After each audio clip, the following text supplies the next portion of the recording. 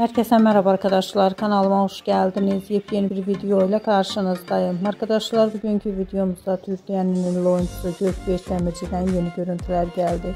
Gökberk Demirci tatilden olan yeni görüntülerini sosyal medya hesabından paylaştı. Ben de bu görüntüleri sizler için YouTube kanalımda video halinde sunuyorum. Umarım beğenirsiniz. Arkadaşlar, videomu beğendiyseniz kanalımı izlemeyi ve bildirim butonuna basmayı unutmayın. Şimdilik benden bu kadar olsun. Yeni videomuzda görüşmek üzere. Hoşça kalın.